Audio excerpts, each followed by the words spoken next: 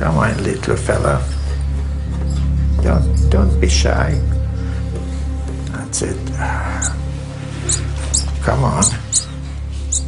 These little fellows have been fed diets containing genetically modified potatoes, and all these experiments are done in comparison with the non-genetically modified potatoes, so that you can pick up any differences.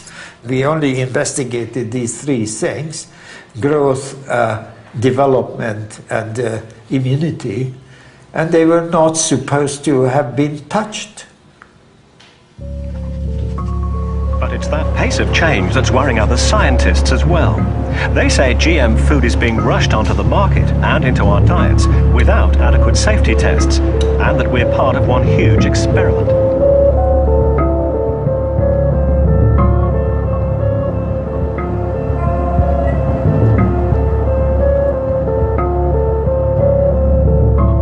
We got almost 60,000 pages of internal documents. And in these internal documents, it was very clear that the scientists inside the agency said, we need to test these foods for toxicity, allergenicity, immune response, lower nutrition, and for environmental contamination. Page after page of study they said we need. None of this was done. Today, around a third of the soya from the US is genetically altered. And when it gets to the factory, it's mixed together with ordinary soya. And you never know which is which. In precautionary science of genetic engineering, it means one question means one career. You ask one question, you get the answer, and you might or might not be able to publish it, but that's the end of your career. What's, I think, very unique in my case is that I survived.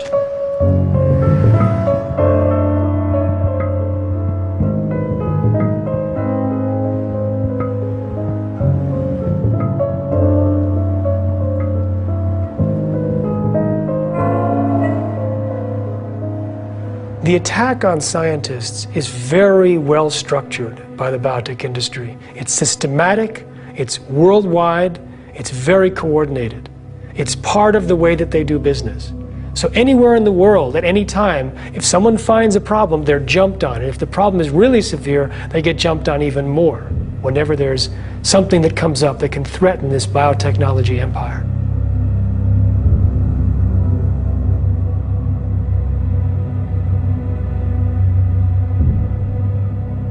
Companies exist to make money. They don't exist to entirely for the public good. They exist to give profit back to their shareholders.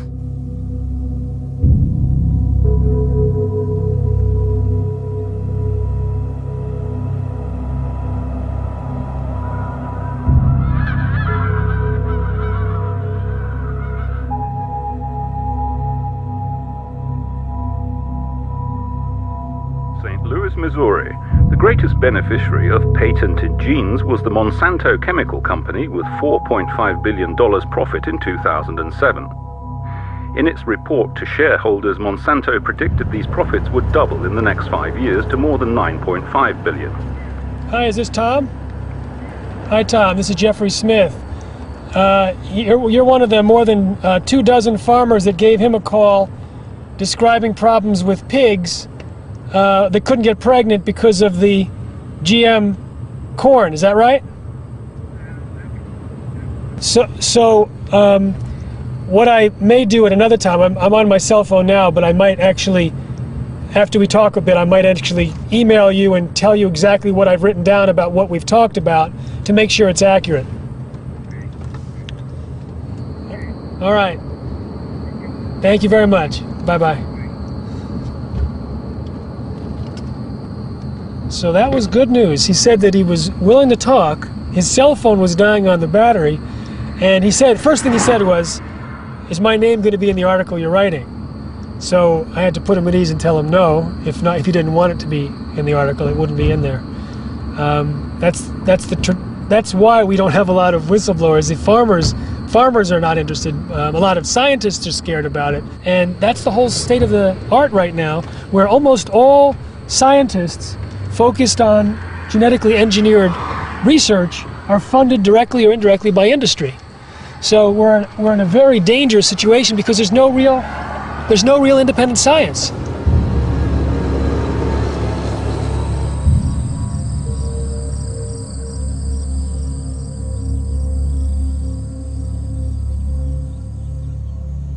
The biotech industry says all we're doing is adding a gene into the DNA. It's like a Lego where they snap it into place. But that's very untrue. When the single process of insertion can change the natural DNA in many ways that are unpredictable, and they could lead to toxins and allergens and new diseases and antibiotic-resistant diseases and nutritional problems. Most of the soy grown in the United States is Monsanto's Roundup Ready soybeans, where they take the soybeans and they put into the DNA a gene that allows the plant to be sprayed with Monsanto's Roundup herbicide. And it will kill all of the weeds around the plant, but the soybean plant will survive. So 86% of the soybeans in the United States are genetically engineered to withstand Monsanto's herbicide.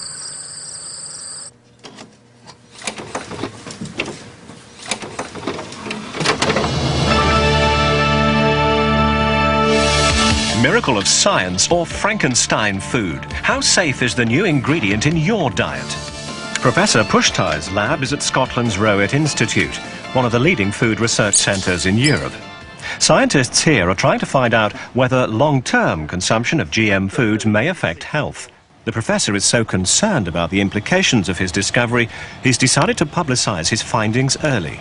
As a scientist looking at it and actively working on the field, I find that it's very, very unfair to use our fellow citizens as guinea pigs.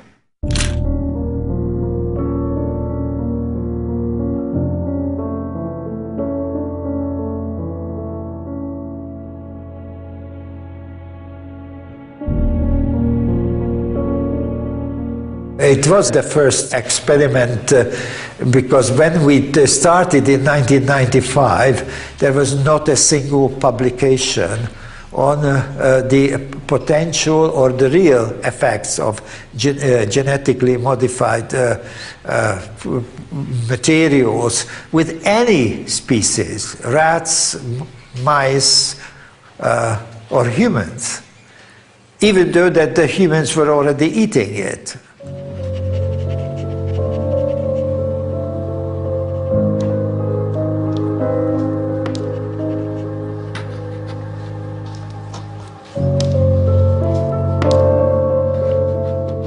This is the same variety of potato, Desiree, that we used for genetic engineering in 1995. This is the particular potato variety which is one of the easiest to genetically engineer. And the point of the whole genetic modification experiment was to protect the potato against aphids, which are one of the major pests in Scotland. They attack the potato, the green parts of the potato. And we observed that that particular lectin which we used, which we took from the snowdrop bulbs, did protect the snowdrop bulbs against all sorts of pests attacks.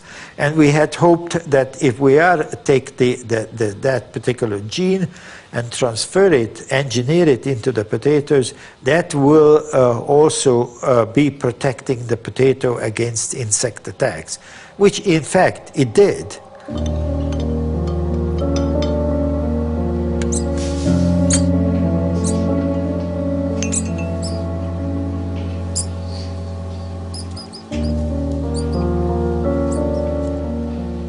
After the animals were killed and dissected, we found out that in comparison with the non-genetically modified potatoes, their internal organs developed differently. Some of the internal organs, such as, for example, the gut, increased in size, even though that the rat itself was not growing as fast, or some of the other tissues, for example, the liver or the kidneys, were not developing as well as the controls. And the conclusions were, and this is important, they found in those data 36 very highly significant differences between the GM-fed animals and the non-GM-fed animals.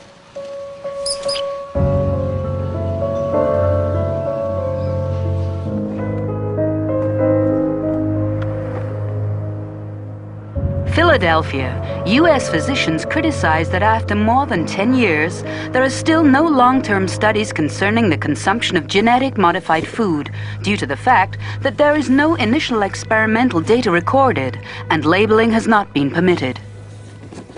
So, even though I'm not a scientist, I worked with more than 30 scientists over 2 years to document the known health risks of genetically engineered foods. And the first part of the book is the documented health risks. And there's 65 different health risks divided into sections. Now, the first one that I chose to highlight within evidence of reactions is Dr. Pustai's work.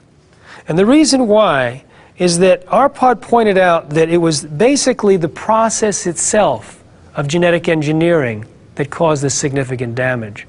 So only the genetically engineered potatoes caused the problem. The rats that were fed the natural potatoes along with the same insecticide did not have the same problems. So his brilliant design showed that it wasn't the insecticide that caused the problems. It was somehow the process of creating the genetically engineered potato. And he used the same process that's used to create the other genetically engineered crops on the market. The immune system takes about 10 days to get in top gear. So if we do a short-term trial, we wouldn't have seen the end result. If I had the choice, I would certainly not eat it till I see at least comparable experimental evidence which we are producing for our genetically modified potatoes. Those 150 seconds were boom, boom, boom, and everybody got the message. Everybody got the message. They asked me, would you eat it? I said, no, certainly not the GM potatoes we worked on. If I could avoid it, I would certainly avoid it. The other piece of the message was that, so what do we want? And I said that what we want is to be more testing, more biological testing, and we should not use, and that they got that. This message originated from us, that they should not use our fellow citizens as human guinea pigs. When he was asked to speak on television, he had enormous pressure. He was one of the few people on earth that realized that the GM crops on the market might be causing all that damage in the gut and in the brain and in the organs of the entire population. And so with permission from his director, he was interviewed, and then he was a hero for about 2 days at the Rowett Institute. The director praised his work, took over all the press work, put out his own press release, praising it as world-class research. And then the 2 phone calls allegedly placed from the UK Prime Minister's office forwarded through the receptionist to the director. The next morning, Arpad Pustai was fired after 35 years and silenced with threats of a lawsuit. It is only when we think there was political pressure coming from the top that the situation changed. And then the director, to save his own skin, decided that the best way to deal with the situation, A, to destroy me, B, to make me shut up. So they invoked a contract that whatever they did say on TV and radio and wrote in the newspapers, I could not deny it. I could not correct it. I couldn't say what was the real situation. And then we looked at the submissions of applications by the biotech companies for those products which we're already eating. And we found out that they were flimsy, they were not scientifically well-founded, and certainly the work which was reported in them did not compare well at all with our very extensive studies.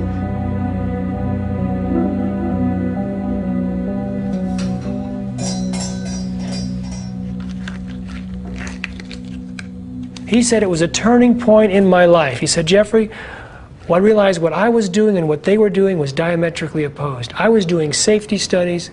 They were doing as little as possible to get their foods on the market as quickly as possible. So the turning point in his life was realizing that there were other scientists in the world who were not taking care of the health of the world, were not treating science properly.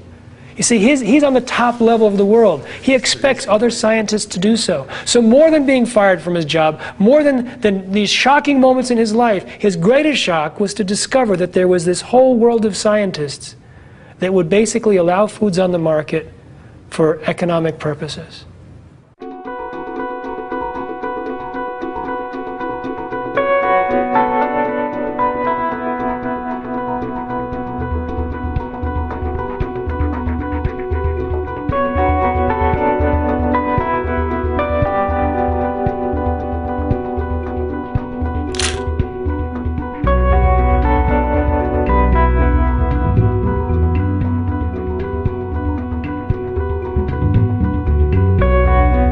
So what we have here is 60,000 pages of documents, of internal documents of FDA in these boxes here on what happened when they suppressed their science about GMOs. Going through these documents, we've come up with we've come up with really the central documents that really demonstrate this suppression. It's really quite remarkable. Number of documents here. You see some of the major scientists at FDA saying these GMO crops are very different. So this is early on. This is the very beginning of the regulation of genetically engineered food in the United States. Scientist after scientist says these genetically engineered foods are not equivalent, not substantially equivalent to conventional food. And that, of course, that was the position that the industry wanted. There's nothing different here. They said, oh no, it's very different. Different proteins, viruses, different organisms inside these foods that create unique health risks. Here we see unique toxicity. These foods could be toxic. You know, there's one document in here that I think is especially important that really shows this history probably better than any other. And this had to do with their compliance in looking at the studies. And here's what the FDA scientists, their own scientists said, and I think it's on page 18,777, yeah, right here. And they said, you know what, we need to look at how these crops change how much agrochemicals, how much pesticides we put in here. We need to see how they change water use, how much water they need, all long-term studies that were needed. Down here, we need to see what about loss of nutrients in the food? What about loss of nutrition? None of that was done. What about loss of diversity in seeds? Long-term studies recommended by the scientists, never done. Here, look at this. Changes in toxin or chemicals in the foods. Study recommended, long-term study, never done. So the scientists asked for these studies, said, let us do them. We think there's a problem here. We've taken a preliminary look. We think there's a problem. But the politicians at the FDA and in the administration at that time said, no, they suppressed the science. And these questions, these studies have never been done. Never been done. The Flavor Saver tomato was the first genetically engineered food to reach the public. Calgene, the corporation that produced the tomato, had done 3 voluntary feeding studies on rats and found lesions in some of the rats' stomachs. The question that you're asking is about the Flavor Saver tomato and what went into that. Curiously enough, I was actually one of the outside consultants that was in the last meeting on the Flavor Saver tomato, which wasn't terribly successful commercially. But the FDA scientist went through a long presentation about all the analyses they had done. And her concluding slide was, the Flavor Saver tomato is a tomato. So they had not found any substantial differences except for the addition of the one extra gene that actually decreased the rate at which they went soft, so they extended the shelf life.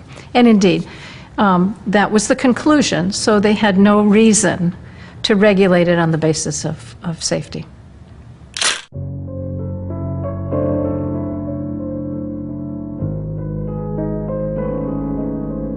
No one gets up in the morning saying, I want to go buy a genetically engineered food.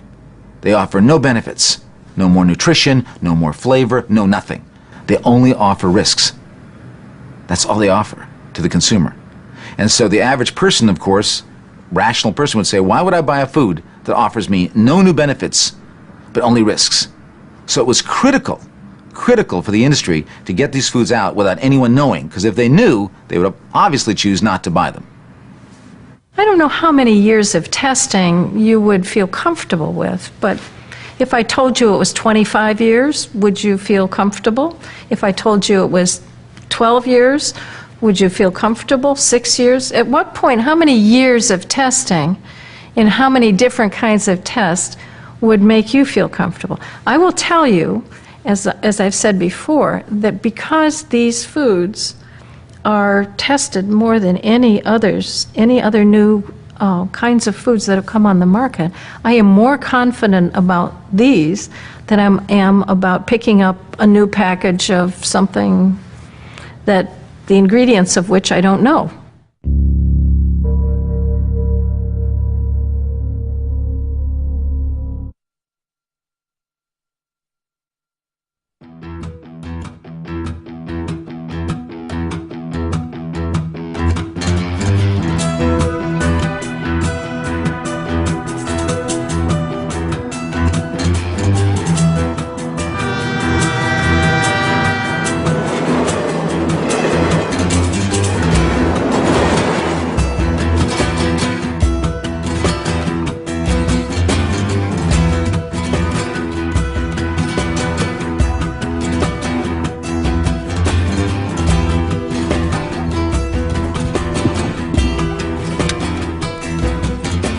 I had a long-term relationship with a group of indigenous communities, and with them we developed the idea that transgenic materials would come to Mexico. And the problem was that when they come, nobody was there to tell them. So that's when we started thinking we should really prepare a laboratory with capacity to detect the presence of transgenic organisms. And that's where I was helping them to set up that laboratory. And the person who came to train them was my student, David Quist. We were just training, and to train you would have to have a positive control and a negative control. For the positive control, he brought corn from the US, and from the negative control, we thought we should just use the local corn, which of course is going to be clean and wonderful. And the surprise came when the negative controls started coming out positive. That means we started finding transgenic materials where they were not supposed to be.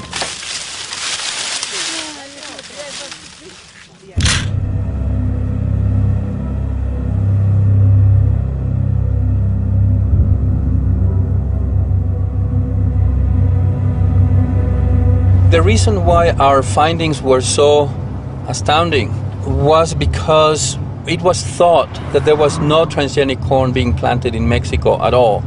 And people wanted it that way. The government, the local communities, the people who lived in the city, they all wanted to have it that way, that there would be no transgenics in Mexico. Why? Because Mexico is the center of origin of corn, and the Mexican government was worried about maintaining the integrity of the land races, the national germplasm. So it was illegal to plant transgenic corn. It is still illegal today.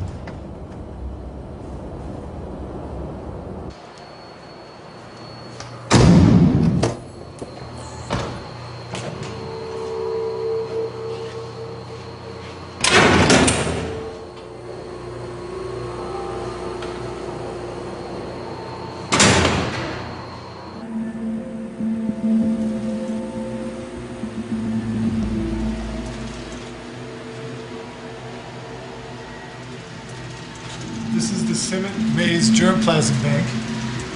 It's essentially very, very large seed library. And as you see, the collections are arranged like libraries on a shelf. There are 24,000 samples, unique samples of maize seed. Most of this is land races. These are varieties that were developed by farmers over thousands of years through their selection, and they're quite diverse. These collections are also a source of useful traits for breeders who are looking for things like insect resistance, drought tolerance, grain quality, all kinds of other characteristics. And so sometimes these old land races can be sources of genes for those kinds of characteristics. These things are slowly disappearing from the countryside as farmers adopt newer, improved varieties, and also as farmers leave the countryside, because now, as you know, there's a big problem of rural migration, and people from Africa trying to get into Europe, people from Latin America going to cities or going to the United States looking for work. So as these farmers leave the countryside, the varieties that they grow are slowly disappearing.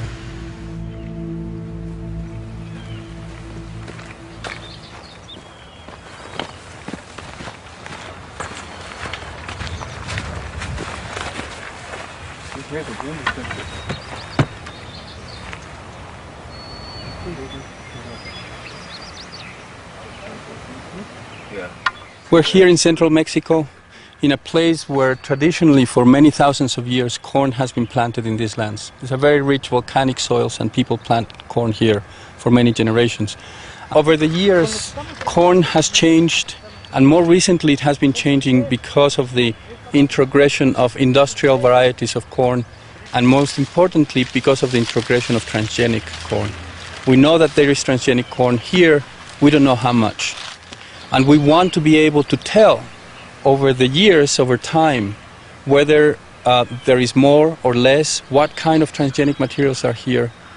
Because the transgenic manipulation is invisible, people around here don't even know that they are receiving the transgenics, and they are growing them, and they're passing them on to their children and to their neighbors and so on. So what we're trying to develop is the methods so that they can know what's happening and make their own choices and the decisions about what to do about it. One way to do it, the way most people have done it so far, is to go down to the fields and sample each one of the fields. You take a piece of a leaf and then take it to the lab. But that's very time-consuming and very difficult to do. The possibility that we are developing is the possibility of sampling the air that contains pollen grains from the corn, so that we are, in effect, looking at many fields at the same time, looking at the particles that come in the air, and then detecting the particles of corn, and within those detecting those pollen grains that are transgenic.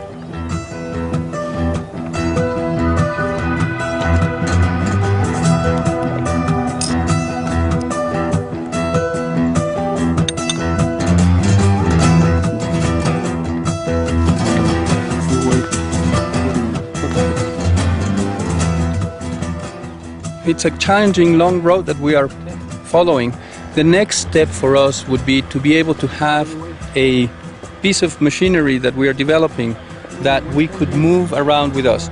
But really our goal in the end is to get ourselves out of the picture, to develop an instrument that we can make available to those people down there, and we want to enable them so that they can go into the internet and through the internet build up a map so that they can see each other on the landscape and in relationship with each other.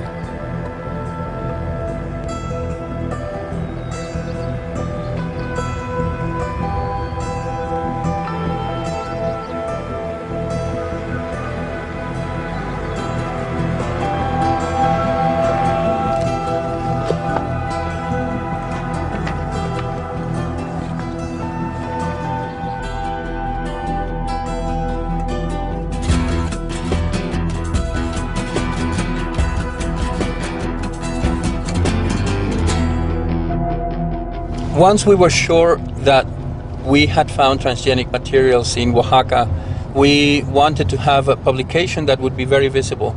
So we sent it for publication to Nature. Nature sent this article off to experts to be reviewed 5 times around. And then Nature said, yes, we will publish it. By that time, however, the news that this information was coming out made very many people within the industry very nervous and very unhappy. So they themselves started a discreditation campaign for the paper. They did not want the paper to be published, and if it was going to be published, they wanted people not to believe what this paper was saying.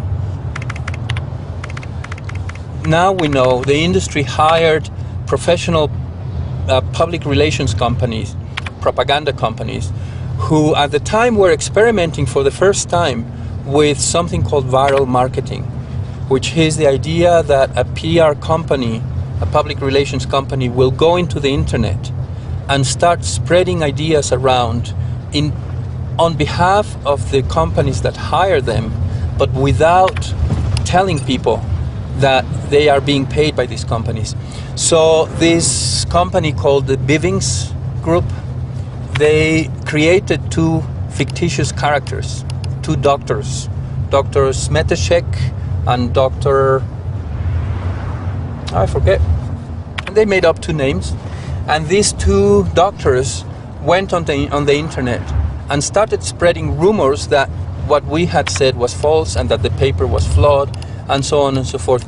And the way the internet works is that people really respond to each other's opinions, and the idea started really spreading around that our paper was false and had been submitted under false and maybe illegal conditions.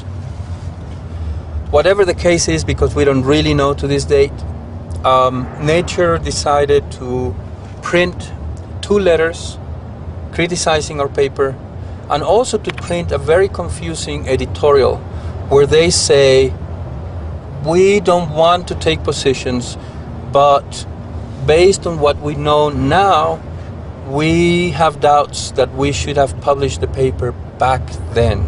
That is completely against the way we do science. Nature itself recognizes that they had never done anything like this in 130 years, the whole history of the magazine.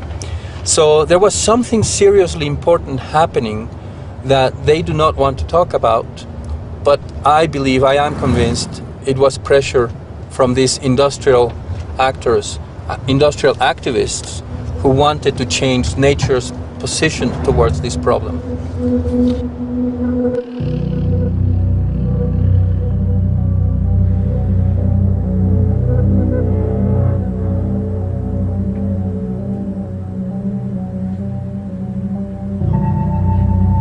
The industry said, you don't need to worry about this because we have it under control. The control is really the question.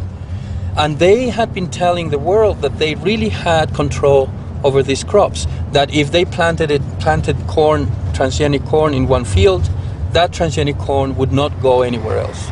So our discovery that we were finding transgenic corn maybe 1,000 miles from the nearest legal transgenic corn field was a huge problem for them, because it really showed very simply and with real evidence that they really did not have control. So they lost the claim to having control over these materials. And from that point on, they started talking about coexistence.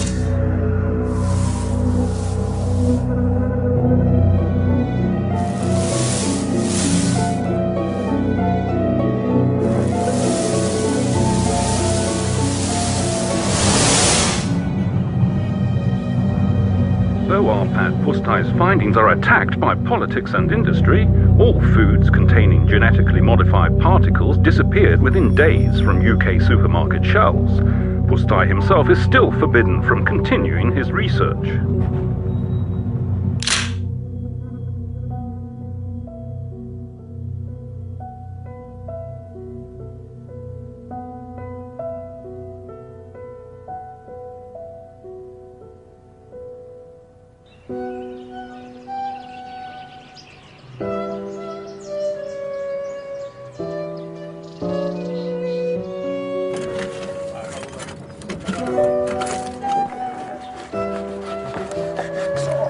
Jó, lent volt annak a malomnak a pofánka neki. Köszönöm, hogy a szép Születkor, igaz? Aha. Hogy mennyi pörtön néz? After that explosion in 1998 August, when everybody was sort of certainly in the higher echelons of power, they were talking about all sorts of nasty things about me. We just took 2 weeks, came here, and nobody cared tuppence about or genetic modification or what I did. I was not a professor, just Arpad. That's what it is, and that really gave us a good respite. Refreshed us so that we could go back and face the music again. Take care is started to rain, and when the weather changes very fast here.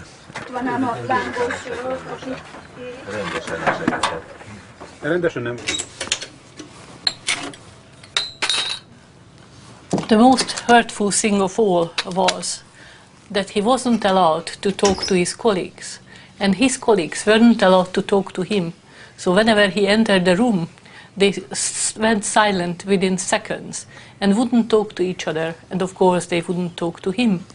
And at the same time, they started to disappear one by one, leaving him on his own. So by the end of it, we took to the habit of having our lunch separately in my office. Arpad is not the complaining time. He will never tell anybody how much was he hurt by the handling of him, by the art. It was really, really very hard on him.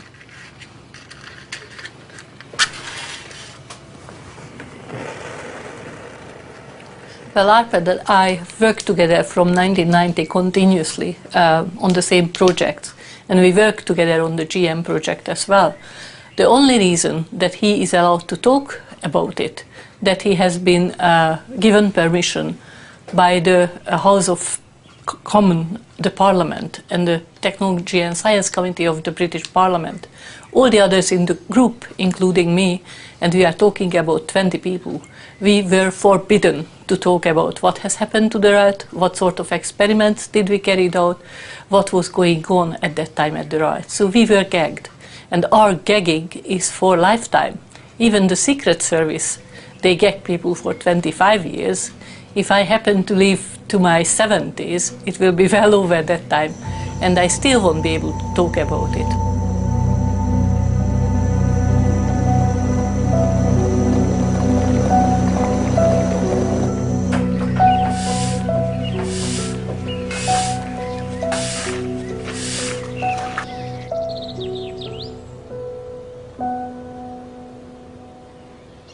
I never actually felt outcast from the scientific community because my connection with the ordinary scientists has remained excellent.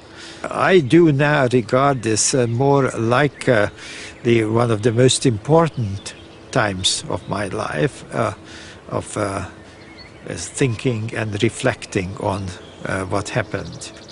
So instead of being banished from life, I became a start of a new life. When you meet people like, for example, Prince Charles, then I wouldn't have met him otherwise. So I think that there are pluses, strong pluses.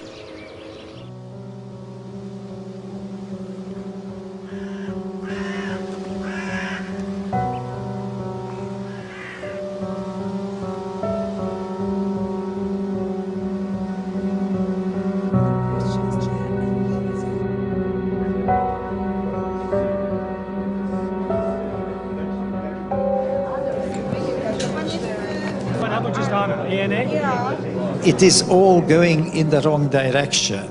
Now, let's assume that, and we have seen a few examples, that animals fed on GM material, they had very considerable physiological changes. Now, when you are eating that animal fed on GM, you would be eating an animal that had already been changed into a different animal. And there is no safety risk assessment done on this. And it is a policy decision by the governments and by the biotechnology industry that they would just simply go on the basis that if you don't know, they cannot be held responsible. So remember that the animal that has been fed on GM has been changed.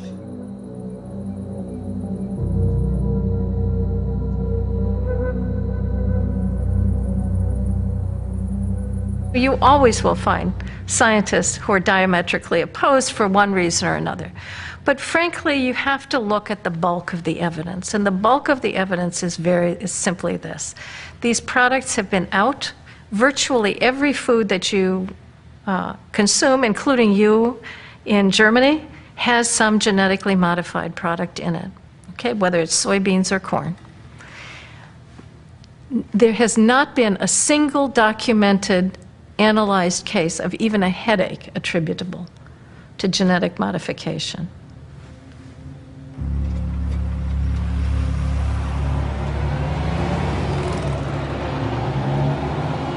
Vienna. Austrian scientists carried out long-term studies that showed genetically modified maize fed to mice significantly reduced their fertility. The number of offspring was less than those compared to non-GM fed mice, and they also developed more slowly. I haven't read the study yet. It came out today. I immediately called my office and asked them to get me a hold of the study. So my assistant called into Austria and spoke to someone, and they're going to get me the study as soon as possible. But the finding is consistent. Fertility problems with animals fed genetically engineered crops.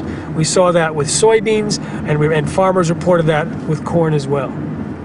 It's very difficult to do proper studies because Monsanto doesn't allow people to use their products for studies, and they also don't allow access to the parent line so that you can compare the exact same soybean, with the only difference being that one is genetically engineered and one is not. One example is this Russian scientist, Dr. Irina Ermakova. She fed genetically engineered soy flour to rats, and more than half of the offspring died within 3 weeks. Now, one of the criticisms was that she didn't use carefully controlled genetically engineered soy along with its nearly identical non-GM soy counterpart. But Monsanto didn't allow that soy to be released into the public, so she didn't have access to it. Dr. Arpad Pustai wants to repeat that study, but he also can't get that soy for his research.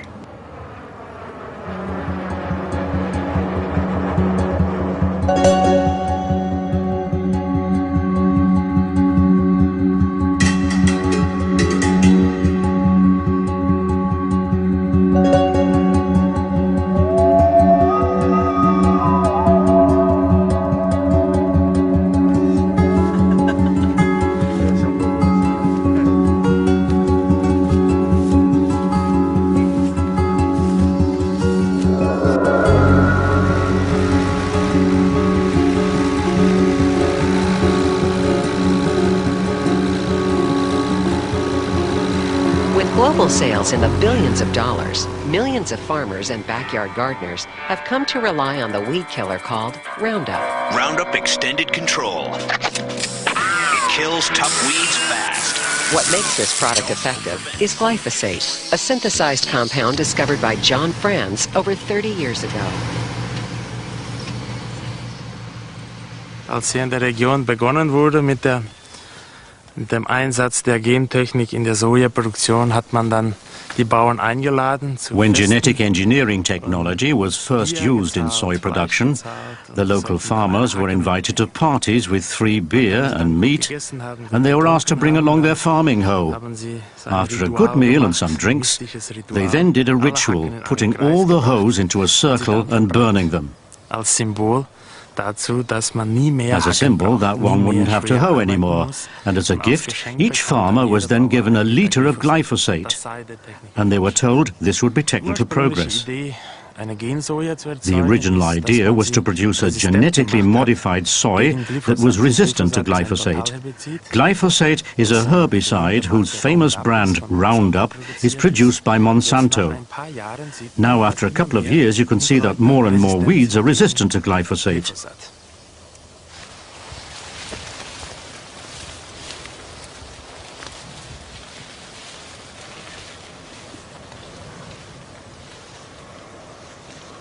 Cornisa canadiensis, kanadisches Berufskraut auf Deutsch. This is Canadian fleabane, a new kind of weed, which is horrible now. It grows to be higher than the soy itself.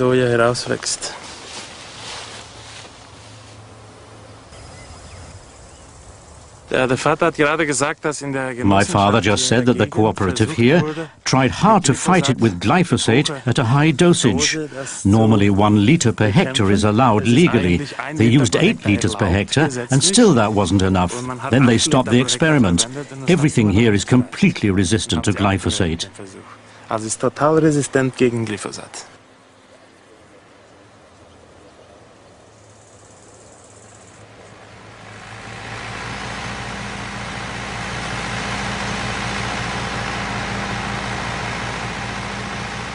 Rio Grande do Sul, dieser Bundesstaat hier, hat Rio Grande do Sul, the federal state here, has used 85% more glyphosate over the past 4 years since GM soy cultivation was started. This is an ecological catastrophe. So the argument that with GM soy one uses fewer pesticides is simply not true. Stimmt nicht das Argument, dass man hier mit Gensoja weniger Pestiziden einsetzen will.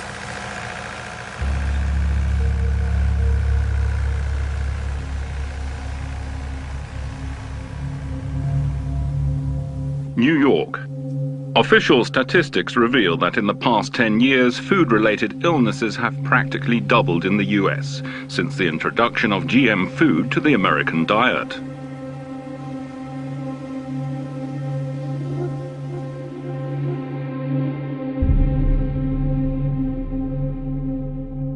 Vielen werden erstaunen, wenn ich sage, dass ein Gentechnikkritiker ja mit Rousseau angefangen hat. Rousseau ist für mich Many will be amazed when I say that a GM critic started with Rousseau.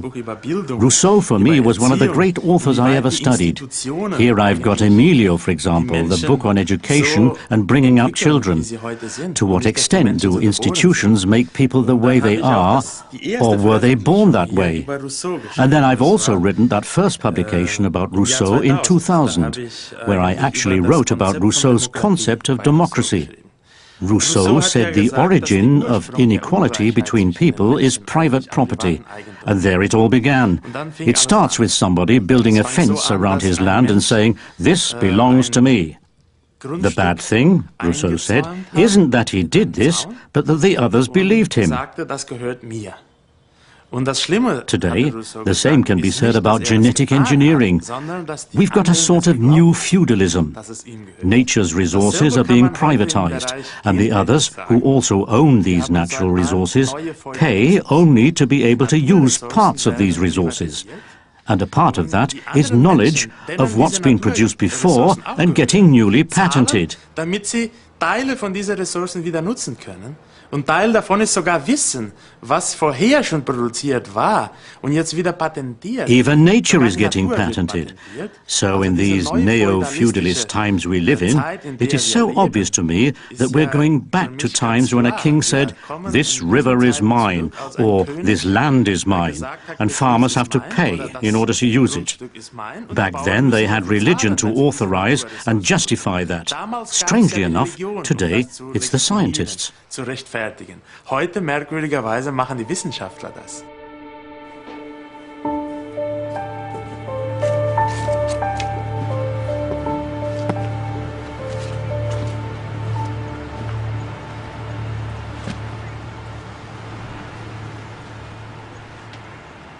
Yeah, this little house came to us as it feels as something of fate. And it's in a very special place. Below us we can see the hall of the public campus of Berkeley, the University of California, Berkeley. And we're standing at a boundary where that campus meets the private and military part of the research machine. This is a big research machine. One side of it has public, the other side is private, corporate, and military. The generation of knowledge that comes out of this place is very important for the world, not only because of technology, but also because of how we understand ourselves in our role in the world, in our role with nature. So that enclosing of the knowledge that used to be public and becomes private or becomes corporate or becomes militarized secret, that enclosure of knowledge is something that I consider to be very damaging for the movement of science and the movement of knowledge. So it is a very strong battle that is happening here and in other places in the world to try and protect that diversity of knowledge, that diversity of culture. The latest development in this battle has been the arrival here on this campus of BP, British Petroleum, who would like to be called Beyond Petroleum. BP came here offering $500 million. $500 million, which is much more than anybody had ever offered the university, supposedly for research. Administrators for the university find it very difficult to say no to money. And it doesn't matter where the money comes from, they want the money. So they try to pass this contract with BP without people noticing. But we have been able to find out a few things about it. We know that BP wants new buildings in the canyon. They want buildings that are built behind the fences of the national lab so that nobody can access them. They want access to our students. They want access to our seminars so that they can find out which ideas are useful for them. They want to have control over publication, what gets published, what gets said publicly or not. But more importantly, they also want access to the curriculum, to what will be taught in the university. And because this is a public university, we also determine the curriculum of the children from kindergarten all the way to high school.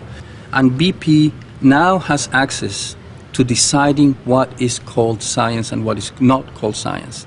So now they can say whoever is on our side is a scientist and whoever is not on our side is not a scientist. So the power that they gain from that is extraordinary. And they close the door shut to any public view of what's happening behind the walls, behind the fences and the screens of academic research.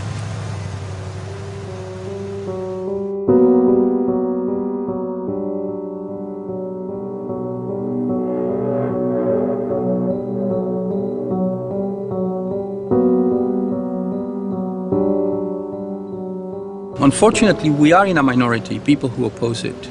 And I have been very involved in trying to oppose this as well as other advances of this corporatized kind of science, this privatized kind of science, because I believe that the main problem is that people don't realize what's happening.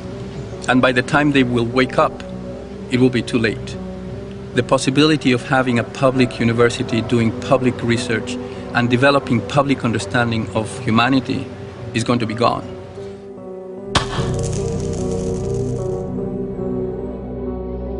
We are very far from free speech at this university. You're not allowed to ask many questions and you're not allowed to say many things. And if you do, you get into serious trouble. And I am just one of many examples where people are punished by what they say or what they research. In my case, I was pushed out of the university at least 3 times. Every time I fought back and we managed to keep my job. But it's been very difficult. And I am grateful that there is this protection around my position right now after so many years of battle. I feel that I have this freedom and I really intend to use it as much as possible.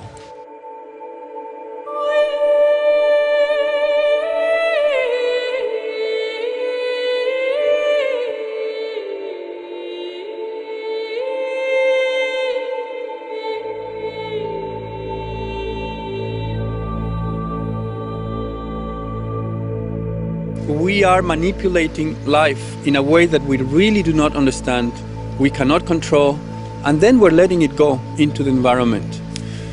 So it's a change that is radical, that is unprecedented, that is beyond anything we can understand, and it's unretrievable. We cannot get it back. That's my concern. Isn't that beautiful?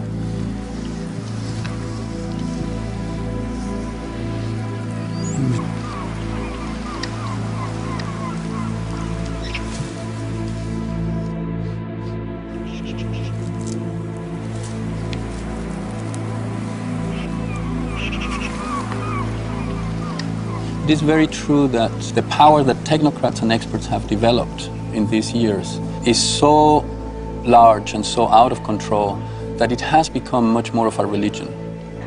And it's a religion that has many dogmas, and one of those dogmas is that humans have the power to change nature the way they want. It's complete hubris because we can't.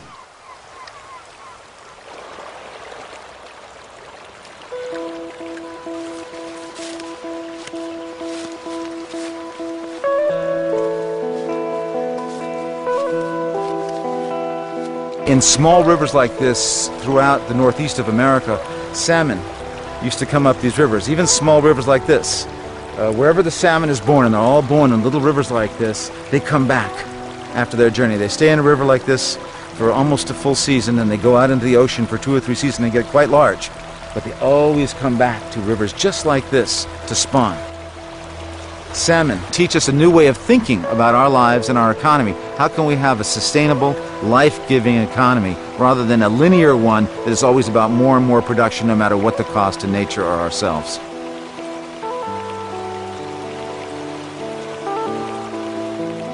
I've always said, you'll only defend that which you love. So if people say, what should I do? How shall I defend the environment? Go out and fall in love with it. Fall in love with the river. Fall in love with the farm. Fall in love with a species. Just fall in love with something. Believe me, when you do, then you'll defend it.